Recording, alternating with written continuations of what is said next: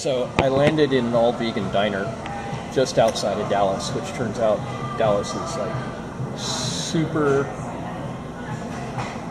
Democrat. And that's all cool and everything, but it puts a certain reality on it. Here you go, here you go. Thank you very much. Of course.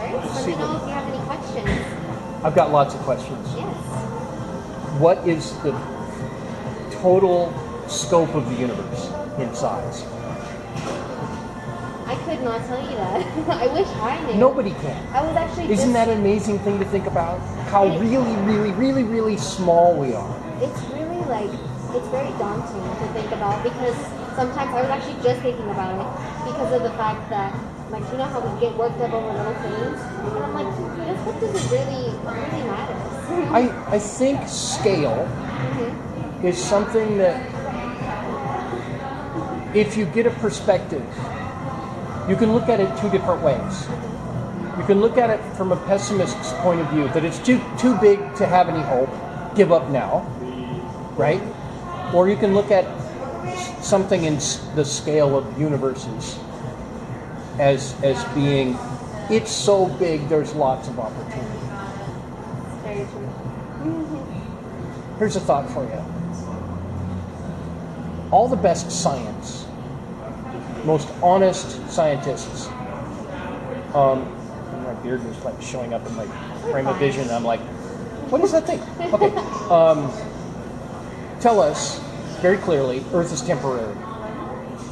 Earth itself, as a planet, will not be here after point X. Whatever that is, we don't know. But we know Earth is temporary. Imagine you go into your grandmother's basement. She sends you down after a jar of pickles. There's a 55-gallon drum full of explosives with a clock that has a broken face. You don't know when it's going to go off, but you know it's going to go off. Do you go have an argument with your friends that it won't happen today? Or do you get the pictures of the dog and grandma and get out of the house? A or B? I'm thinking B. Yeah. Right? I'm like, I definitely would warn my grandma as well. Just like... And you just grab grandma and say, it's time to go, I'll explain later. Yeah. That's how it is with Earth. If you look at all the big tech guys that like dropped out of college and made billions of dollars in big tech, all of that .com stuff has been pawned off on corporate managers that went all the way through the college system. And now those guys are reinvesting their money in space. All of them. Every single one of them. Elon Musk? There's a guy in Russia. There's Jeff Bezos. I'm a fan of both Musk and Bezos. I think they're a great kind of, contrast and all of that. If we have any balls and any sense at all, we'll take a look at space and realize there's nobody there to compete with, to feel guilty over any of that. If we plan it right, we can make space into a huge benefit. Bigger than anything else that mankind has ever overcome before. It's so vast. And yet, parts of it are really close at hand. We've been doing orbit since '69. Actually, a little bit before that. Yeah. We've got that down. We went to the moon and we chickened out for a lot of good reasons.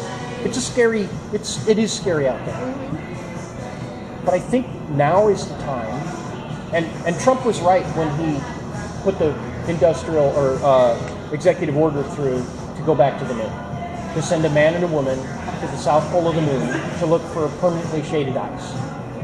That he was right on the ball.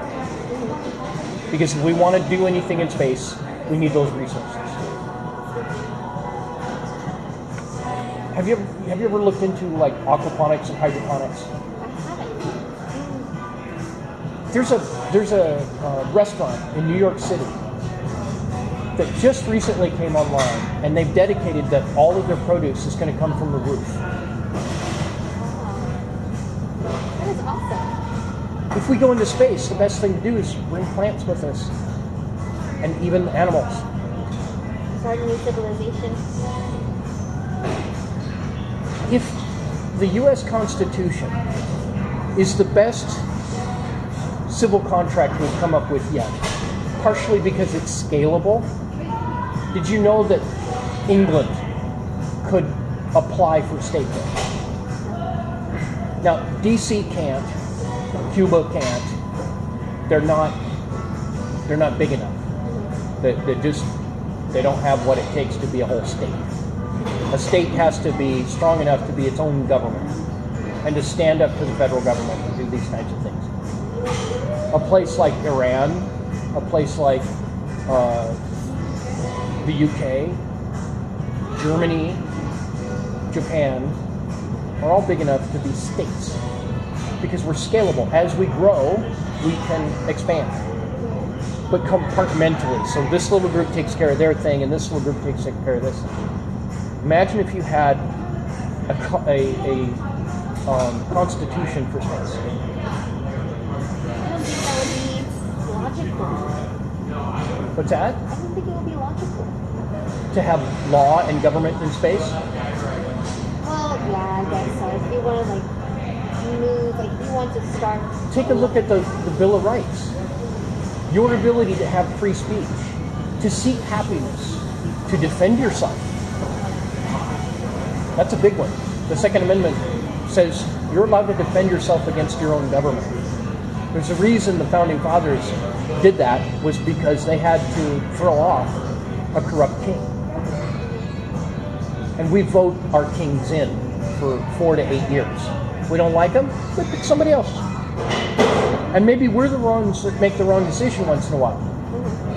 Maybe the one that gets in the next 4 years will be good. Maybe not. We'll find out in 4 years. Imagine if we did something like that in space, where the people that go up there agree to respect each other along well-defined things. But wouldn't that kind of require us to, I guess, venture off and see if there's other life forms? Like, what if other life forms aren't as... The exploration itself is going to happen one way or another. China is already rushing to space, and they don't respect the environment or their own people in the same way that we do. They don't. In fact, they don't respect a woman's right to choose because they chose for them during the one-child policy, where if you got pregnant with a second child, they might shoot you. They did with a lot of women. And Western academia taught them that.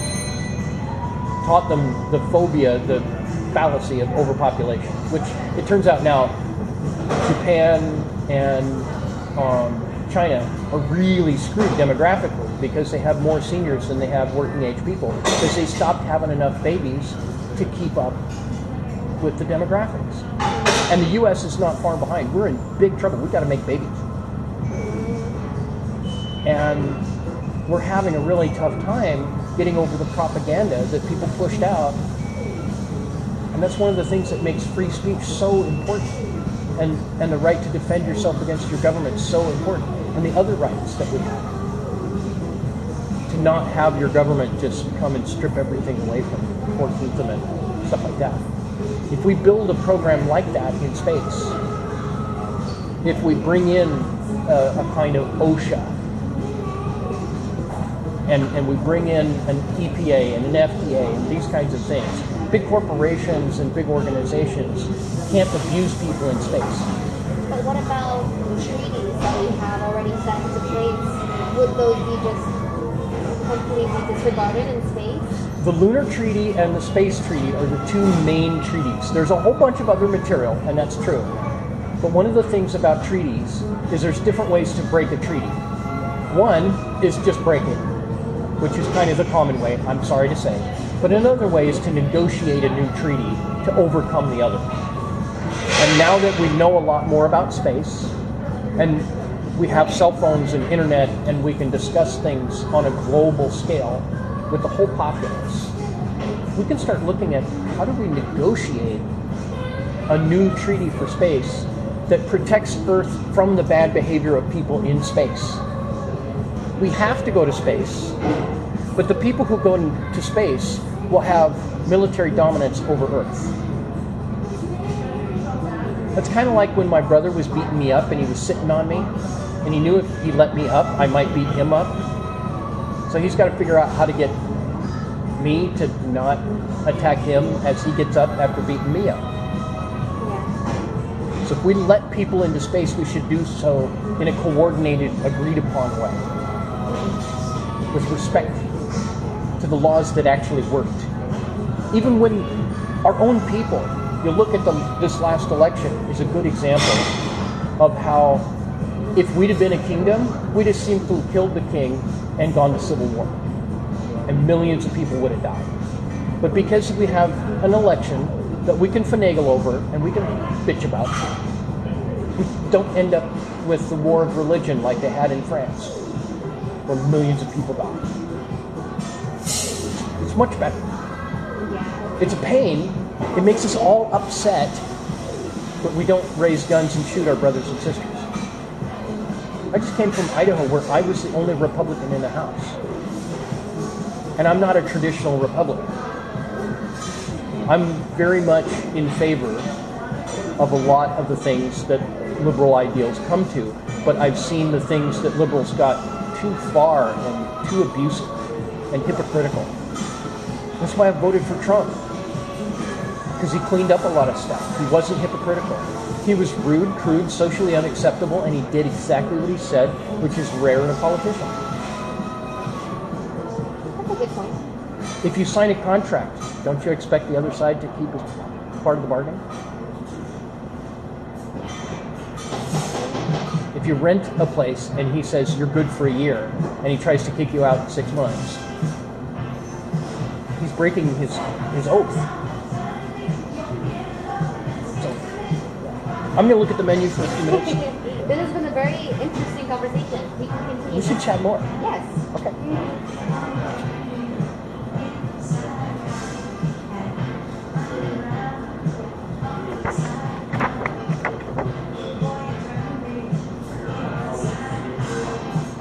Oh, you don't have food.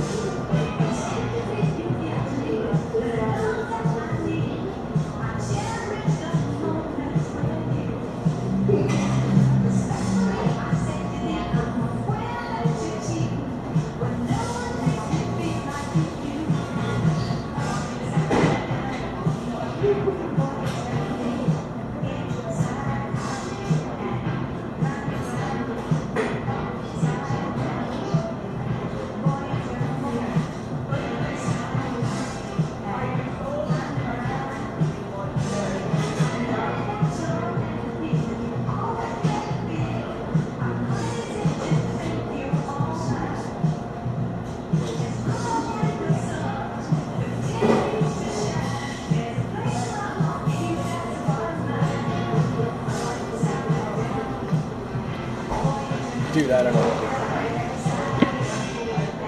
to do. So the menu is all desserts and looks like wine, beer, espresso, fountain drinks.